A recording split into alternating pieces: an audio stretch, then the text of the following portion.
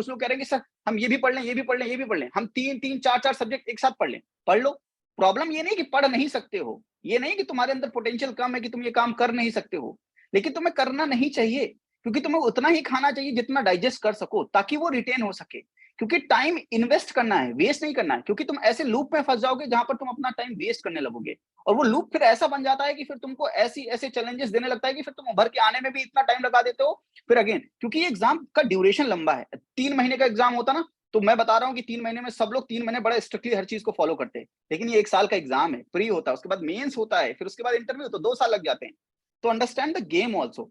ये गेम सिर्फ इस चीज का नहीं कि आप कितने टैलेंटेड हैं, ये गेम इस चीज का नहीं कि आप कितने ज्यादा जल्दी चीजों को पढ़ लेते हो या जल्दी आप पिकअप कर लेते हो।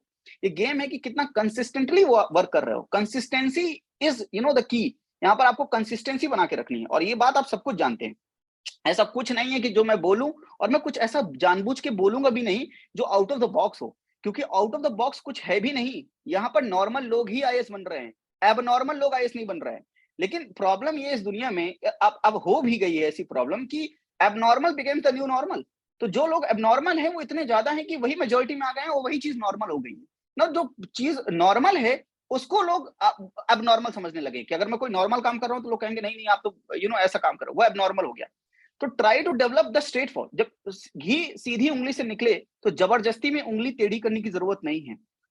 जूम जो यूजर हैं इनको मैं हटा देता हूं, आप सामने आओगे या मैं आपको हटा दूं? और भरत आप भी, ठीक है। तो हमने सबसे पहले 2 चीजें सीखनी है।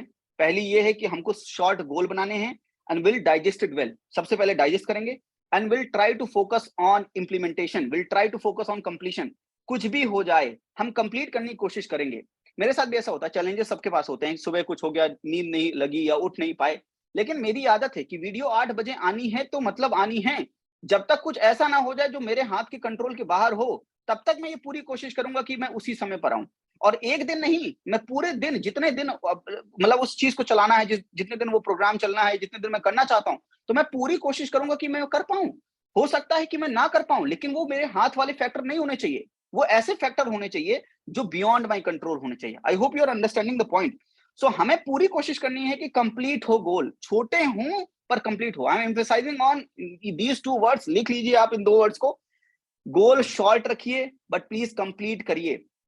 ट्रेन जब स्टार्ट होती है तो 0 किलोमीटर पर आवर, 1, 2, 3, 4, 10, 20, 30, 40, 50, तब जाकर वो 120 किलोमीटर पर आवर की स्पीड से, 150 किलोमीटर पर आवर की स्पीड से लॉन्च होती है।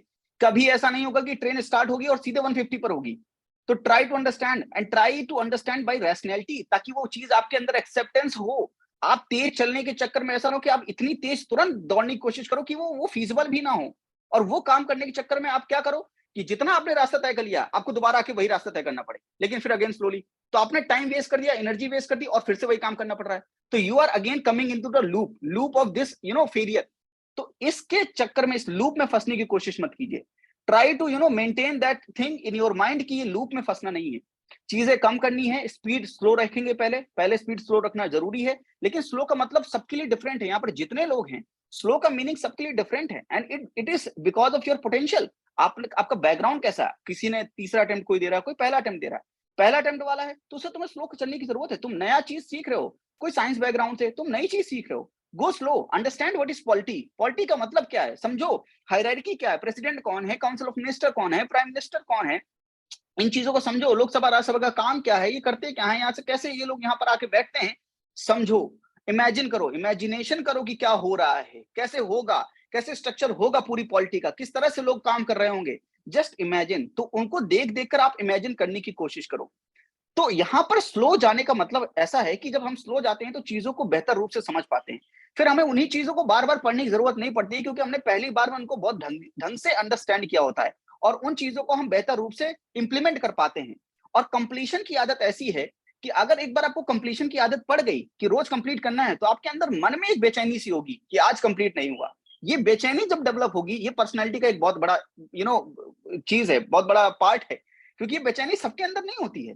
ये बेचैनी उनके अंदर होती है जो कंप्लीट करने की बहुत दिनों से कोशिश कर रहे हैं, जिनका कंप्लीट हो रहा है और किसी एक दिन नहीं हुआ, ड्यू टू एक्सटर्नल फैक्टर्स, उसकी वजह से नहीं हुआ। एंड दे ट्राई टू कि यार कुछ भी करना है, इसको कंप्लीट करना है। हो सकता है उस दिन उनका कंप्लीट ना हो, but that thought process of completing things it generated in themselves. तो उनके अंदर इनहेरेंट जो है वो थॉट प्रोसेस बैठ रहा है.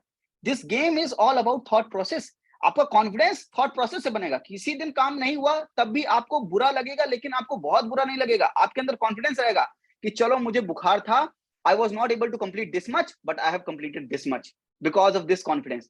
ये आपको कॉन्फिडेंस देगा कि जब आप एडवर्स सिचुएशन में होगे तब आप कितना कंप्लीट कर पाओगे. तो ये गेम इसी चीज का है. पढ़ते सब हैं, सब पढ़ते हैं, लेकिन थॉट प्रोसेस, टाइम बर्बाद ना होने का थॉट प्रोसेस.